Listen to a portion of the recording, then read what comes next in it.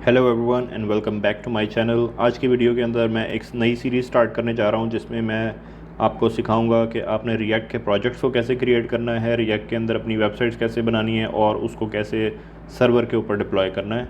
तो हम बिल्कुल बेसिक से स्टार्ट करेंगे ताकि जो कोई बिगिनर भी हमें देख रहा है तो वो बिल्कुल बेसिक से स्टार्ट करके फ्रॉम स्क्रैच एक कंप्लीट वेबसाइट बना सके up to the advance level.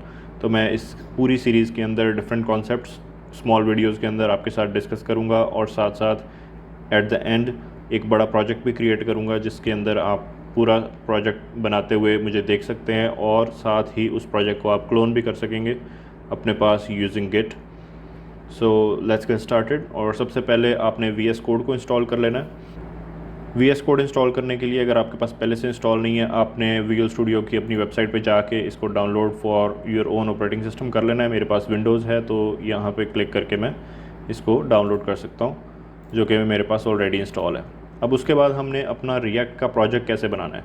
अच्छा, रिएक्ट के प्रोजेक्ट बनाने से पहले मैं ये बात डिस्कस कर लूँ कि आपको क्या क्या नॉलेज पहले आना चाहिए, पहले क्या क्या चीज़ें आपको पता हों कि आप रिएक्ट की तरफ मूव करें। तो सबसे पहले तो आपको HTML, CSS और जावास्क्रिप्ट इन तीनों के बारे में बेसिक नॉलेज एटलीस्ट होना चाहिए और इसके ऊपर आपने कुछ वेबसाइट्स बनाई होनी चाहिए फ्रंट एंड के लिए, ताकि आपको रिएक्ट में मूव करने में इशू ना हो।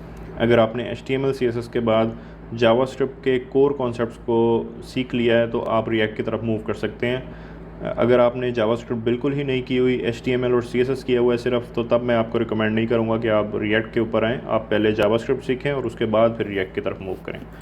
ओके, तो सबसे पहले मैं यहाँ पे टर्मिनल को ओपन कर लेता हूँ। अब हम रिएक्ट का न्यू प्रोजेक्ट क्रिएट करते हैं और रिएक्ट के प्रोजेक्ट क्रिएट करने के लिए हमारे पास एक वीट बंडलर होता है। आप यहाँ पे सर्च करें नेक्स्ट जनरेशन टूल किट और ये फ्रंट एंड प्रोजेक्ट क्रिएट करने के लिए है। और हम रिएक्ट के प्रोजेक्ट को कैसे क्रिएट कर सकते हैं, अगर आप यहाँ पे इनके डॉक्यूमेंटेशन में आएँ और गेटिंग स्टार्टेड पे क्लिक करें तो यहाँ पे इन्होंने बताया हुआ है कि आप कैसे क्रिएट कर सकते हैं यूजिंग NPM।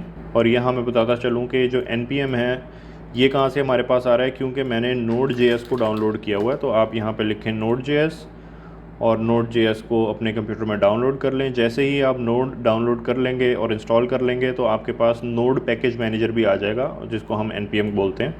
तो हम इस कमांड को यहाँ से कॉपी करेंगे और अपने VS कोड के अंदर आके इसको पेस्ट कर देंगे। ओके, जैसे मैं एंटर करूँगा यहाँ पे सबसे पहले तो मेरे से प्रोजेक्ट नेम पूछा जा रहा है, तो मैं प्रोजेक्ट नेम लेट से प्रैक्टिस रख देता हूँ। उसके बाद यहाँ से मैं किसी भी टाइप का प्रोजेक्ट क्रिएट कर सकता हूँ। अगर आप किसी और टेक्नोलॉजी पे काम कर रहे हैं, लेट सपोज एंगुलर के ऊपर या स्वेल्ट के ऊपर, तो आप वो सेलेक्ट करेंगे। लेकिन मैं यहाँ पे रिएक्ट का प्रोजेक्ट बनाने लगा हूँ और मैं यहाँ पे जावास्क्रिप्ट के साथ जा रहा हूँ। अब यहाँ पे आप देखें हमारे पास एक जावास्क्रिप्ट का रिएक्ट बेस्ड प्रोजेक्ट बन गया है। JS की फाइल्स हमारे पास आ गई हैं और इस प्रैक्टिस प्रोजेक्ट के अंदर हमें जाना पड़ेगा। अभी मैं बैठा हुआ हूँ C और रिएक्ट के अंदर, तो मैं यहाँ पे लिखूँगा CD practice. CD is short for change directory.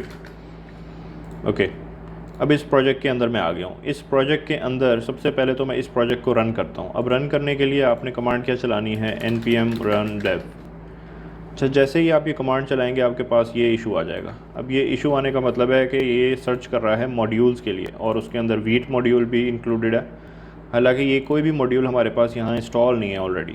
Install अगर होगा तो यहाँ पे एक नोड मॉड्यूल्स का फोल्डर एग्जिस्ट करता होगा, जो कि हमारे केस में एग्जिस्ट नहीं करता। तो सबसे पहले तो आपने डिपेंडेंसीज़ को डाउनलोड कर लेना है यूजिंग npm इंस्टॉल। तो आप npm इंस्टॉल भी लिख सकते हैं, npm i भी लिख सकते हैं और ये इंस्टॉल होने में थोड़ा सा टाइम लेगा। जैसे ही ये इंस्टॉल हो जाएगा तो यहाँ पे हमारे पास node_modules का एक फ़ोल्डर क्रिएट होगा।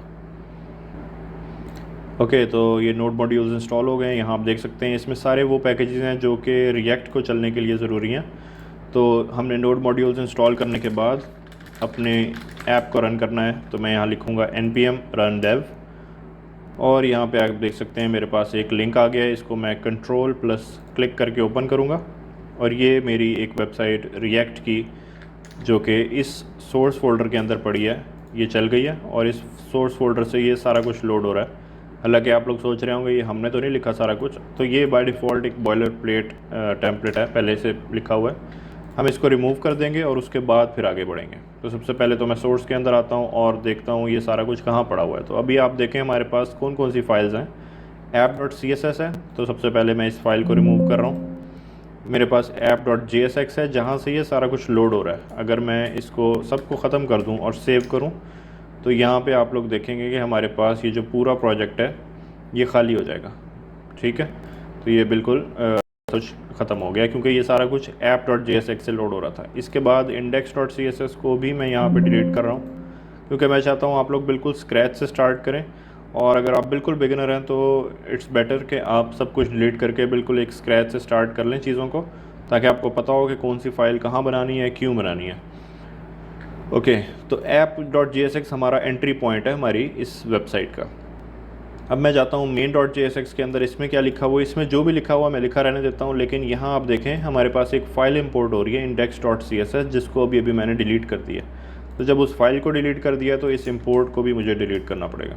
ठीक है, इसको मैंने ख़त्म कर दिया है और इस ऐप के अंदर से मैं अपनी ऐप को अब रन करूँगा। अपनी वेबसाइट के अंदर कोड लिखूँगा और उसको चलाऊँगा। तो हमने ऐप के अंदर क्या लिखना होता है, बेसिकली हमने ऐप के अंदर अपने कंपोनेंट्स क्रिएट करने होते हैं, और कंपोनेंट्स रिएक्ट के अंदर कहलाते हैं फंक्शनल कंपोनेंट्स, और वो कंपोनेंट्स असल में बेसिकली जावास्क्रिप्ट फंक्शंस ही होते हैं बस, और उसके अंदर हम कुछ चीज़ें लिख के अपना कोड रन कर सकते हैं यूजिंग वीट। तो सबसे पहले मैं क्या करूँगा, एक फ़ंक्शन क्रिएट करूँगा। फंक्शन, लेट सपोज उस फंक्शन का नाम मैंने ऐप रख दिया, और इस फंक्शन को मैं एक्सपोर्ट भी कर दूँगा using export keyword, export default app. अब इस फंक्शन के अंदर जो भी मैं लिखूँगा, लेट सपोज़ आपके पास h1 टैग्स हैं, p टैग्स हैं, कोई भी टैग HTML का जो आप इधर लगाना चाहते हैं, तो मैं यहाँ पे लिखूँगा रिटर्न h1, और यहाँ पे मैं लिख देता हूँ हेलो वर्ल्ड। अब रिटर्न h1 लिखने का मतलब है कि ये चीज़ रिटर्न करवा दो किधर, हमारी स्क्रीन के ऊपर। तो जैसे ही मैं इसको सेव करूँगा, यहाँ पे आप लोग देखें ये ऑटो रीलोड हो जाएगा, क्योंकि जो वीट है वो ऑटो रीलोड करता है हमारे डेवलपमेंट को। तो जैसे ही मैं इसको अगर साइड पे ले आता हूँ, ओके, तो जैसे ही यहाँ पे मैं एक्सक्लेमेशन मार्क लगाऊंगा, सेव करूँगा, तो यहाँ पे भी रिफ़्रेश हो जाएगा। तो ये जो भी कुछ मैंने यहाँ पे लिखा है वो रिटर्न हो गया है किधर, मेरे इस पोर्ट के ऊपर जहाँ पे मेरा सर्वर रन हो रहा है और मेरी ऐप रन हो रही है। तो आप लोग ये टर्मिनल से देख भी सकते हैं, ये मेरी ऐप रन हो रही है, और इस ऐप को मैंने रन कैसे किया है, npm run dev से। ओके, इससे थोड़ा सा आगे जाते हैं। अब मैंने लेट सपोज़ एक h1 को रिटर्न किया है, इसी तरीके से मैं एक p टैग रिटर्न करना चाहता हूँ, और उसके अंदर मैं कह देता हूँ दिस इज़ अ पैराग्राफ।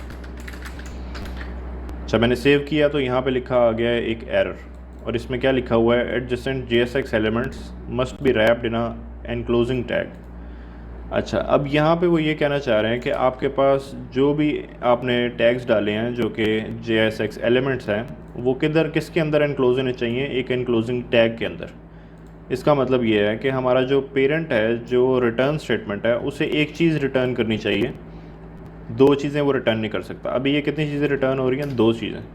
तो अगर मैं इसको इस तरीके से भी लिखूँ, स्मॉल ब्रैकेट्स लगा के रिटर्न, और इसके अंदर आके मैं रिटर्न कर देता हूँ, अभी भी मैं क्या कर रहा हूँ, दो चीज़ें रिटर्न कर रहा हूँ। हालांकि मैंने करना क्या है, कोई एक चीज़ रिटर्न करनी है। तो इसके लिए हमारे पास आते हैं फ्रेगमेंट्स।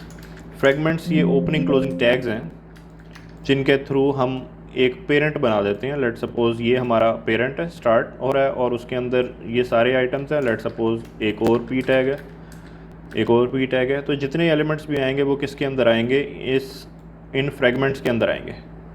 इसको आप डेव भी बना सकते हैं, कुछ भी बना सकते हैं। बताने का मकसद ये है कि एक पेरेंट एलिमेंट है, एक पेरेंट JSX एलिमेंट है जो कि रिटर्न हो रहा है, और उसके अंदर फिर मल्टीपल चिल्ड्रन पड़े हुए हैं। तो इस तरीके से हमारा ये एरर भी ख़त्म हो जाएगा और ये सारा कुछ हमारा रिटर्न भी हो जाएगा।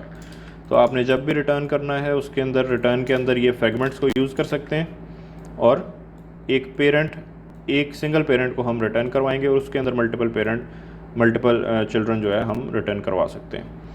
तो अब आप देख सकते हैं हमारे पास विदाउट एनी एरर हमारी ऐप रन हो रही है, और ब्राउज़र पे हम उसके चेंजेस देख भी सकते हैं। So this is the basics.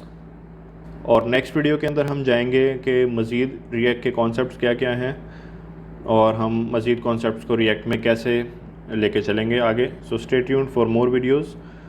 I will see you guys in the next one.